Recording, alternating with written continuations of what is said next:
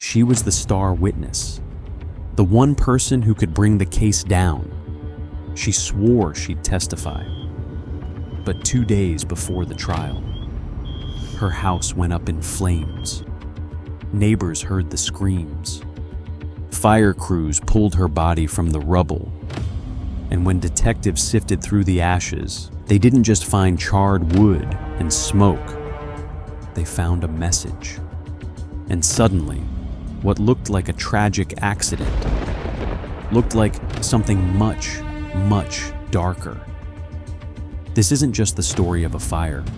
It's the story of a woman silenced, of a case that almost collapsed, and of the dangerous people who do anything to make sure their secrets never reach the courtroom.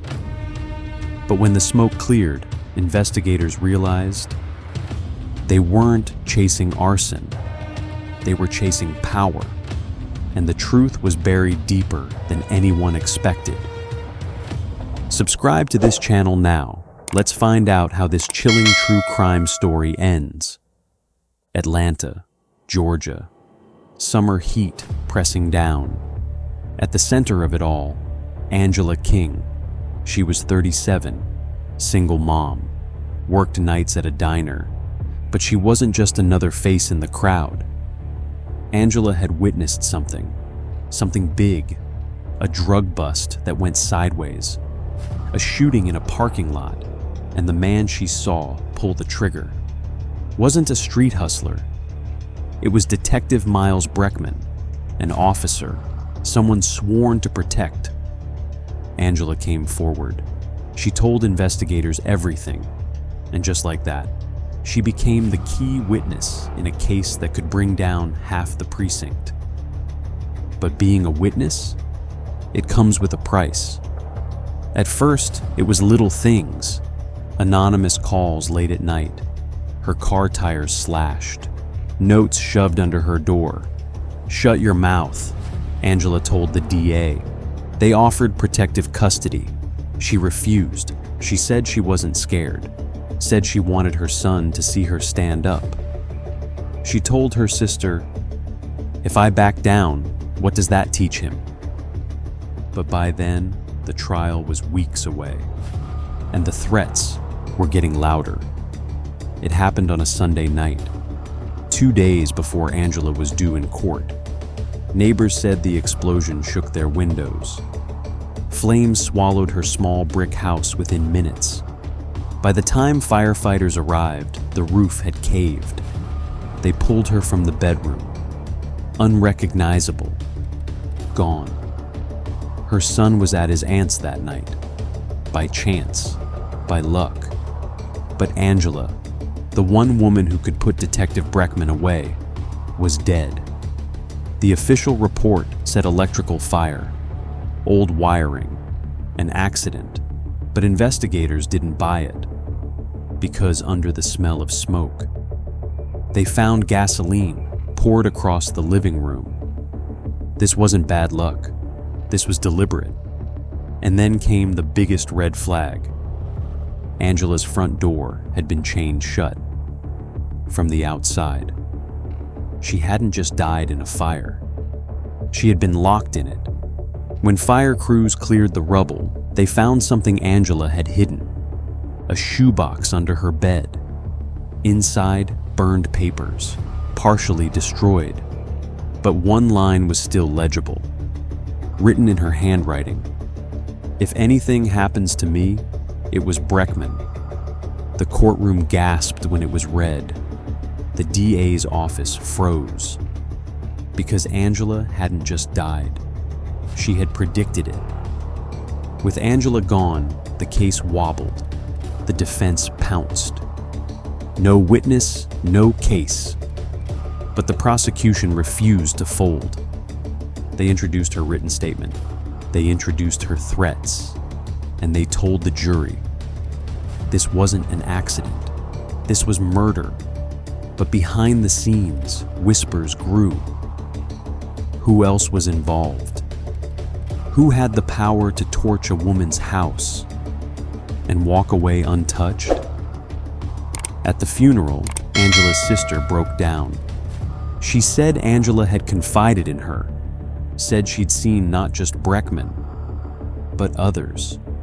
Names she hadn't written down, names too big to say out loud. And she warned the DA, "If Angela's gone, I'm next." 2 nights later, her car was forced off the road. She survived. Barely. But she refused to testify. The case was slipping through their fingers. Then came the bombshell. Fire investigators ran Angela's phone records. The last call she made before the fire? It wasn't to her sister. It wasn't to the DA. It was to a number registered to -- Detective Breckman himself. The courtroom shook. The DA's team demanded answers. Why was Angela calling the very man she was set to testify against? Had she been coerced? Was she trying to cut a deal? Or had Breckman lured her into a trap? The jury deliberated. Reporters swarmed. The city held its breath. But before a verdict could be read, a new fire broke out. This time at a county storage unit. Inside were boxes of evidence tied to Breckman's case. Files, photos, witness statements, all destroyed. And in the ashes, investigators found one thing untouched. A lighter, engraved with initials. Not Breckman's, but someone higher. Someone who should never have been involved. This wasn't just about one dirty cop. This was about a system, and the people who burned it to the ground were only just getting started. The lighter was silver, scorched but intact. On it, engraved initials, CP. Not Breckman's, not anyone on trial, but someone higher. Captain Charles Price, head of internal affairs, the man responsible for investigating Breckman's unit, the man sworn to root out corruption. And suddenly, the man tied to the destruction of his own case. Whispers spread through Atlanta's courthouse. If Price was dirty, who else was? Angela's sister told reporters, "My sister said this went all the way up. You think she was lying? Look around." Other witnesses backed out. One man fled the state. Another simply vanished. The DA's case was crumbling. And Breckman? He sat in the courtroom with a smug grin. Like he already knew the verdict. But not everyone bowed out.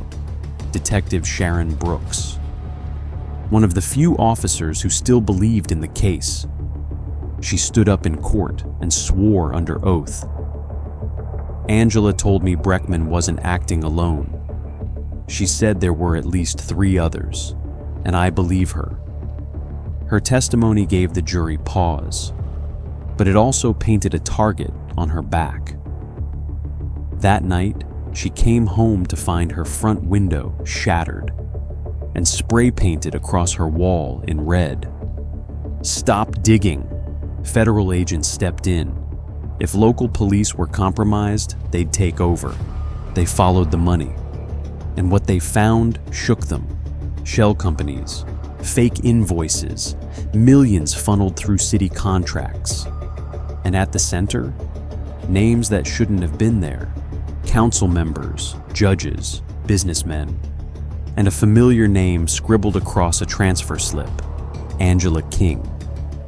She hadn't just been a random witness. She'd been laundering money until she decided to talk.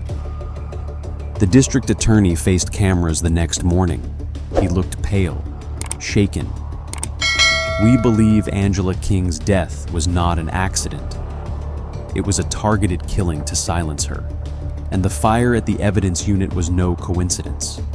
Reporters shouted questions. "Are cops involved? Is this bigger than Breckman?" The DA refused to answer, but his silence said enough. Meanwhile, Breckman requested a private meeting. He told investigators, "You think I'm the worst of it?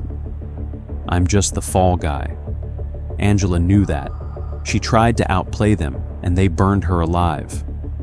When asked who they were, Breckman smirked. Legacy. That's what they call themselves. Been around longer than you. They run the city, and you'll never touch them. Then he leaned in. And if you're smart, you'll stop trying.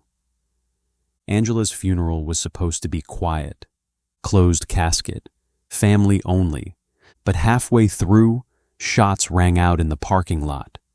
Mourners hit the ground. Angela's sister screamed. By the time police cleared the scene, 2 men were dead, both former witnesses in the Breckman case. On one body, they found a burner phone. Inside, one message, sent hours before. Tie up loose ends. CP. That night, Captain Price was found. Not in hiding, not on the run, but in his own home. Dead. Gunshot to the head. A pistol in his hand. The coroner called it suicide. But taped to his fridge, a single note. I couldn't stop it. Legacy runs everything. The DA trembled when he read it. Because if the head of internal affairs couldn't stop it, what chance did anyone else have? The trial limped on, with no Angela, no files, no living witnesses. The jury was split. Until one morning, a package arrived at the courthouse. No return address. Inside, a flash drive. On it, video. Grainy, shaky. Angela King, alive, sitting in a dark room, whispering into the camera. They think I'm dead. Don't trust anyone. Not the cops. Not the DA. Not even my sister. Legacy has them all. The screen went black. The courtroom erupted. The trial exploded into chaos. And the only question left was whether Angela had been saved or staged. The courtroom erupted when the video played. Defense attorneys shouted it was fake. The DA demanded forensics. The judge slammed the gavel, but no one listened.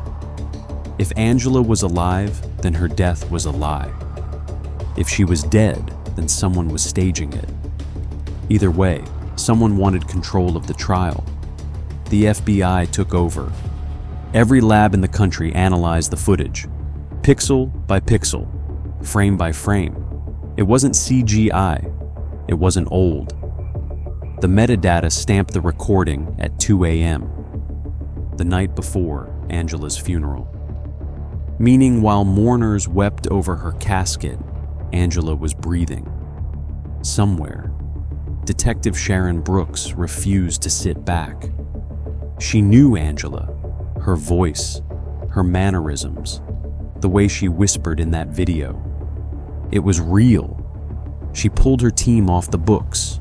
No warrants, no red tape, just boots on the ground. She tracked cell tower pings near the courthouse, found one burner phone that matched the upload time, and traced it to a motel outside Macon. Room 6, already vacated, but in the trash. A diner receipt, Angela's favorite order. Angela's sister, Denise, collapsed under pressure. Reporters hounded her. Cameras followed. Finally, she snapped. Told detectives Angela had called her once, after the fire. Don't tell anyone I'm alive. They'll kill you too. But Denise admitted she wasn't sure if the voice was real or a trap. Because hours later, her phone was wiped. Remotely. All messages gone. And the number registered to a city government account. From his jail cell, Breckman laughed. You're chasing shadows. Angela was never supposed to die. Legacy needed her. She's leverage. She's insurance. The DA leaned in. Where is she? Breckman smirked. You think they'd tell me? I'm just a pawn. But I know this. If you want Angela, you'll have to burn everything you've built. And when you do, you won't survive it. Then he slid a piece of paper across the table. One word written in jagged ink. Memphis. Federal teams swarmed Memphis. Abandoned warehouses, empty trailers, nothing. But one warehouse stood out. Cameras blacked out. Locks too new. Inside dash. Rows of filing cabinets, folders, photos, and taped to the wall. Angela's driver's license, crossed out in red, but no Angela. That night, Detective Brooks found an envelope taped to her car. Inside, a single Polaroid. Angela, bruised, handcuffed, staring at the camera. On the bottom, written in red, "Stop or she burns again." Brooks froze. Because the background wasn't a warehouse. It was her own precinct.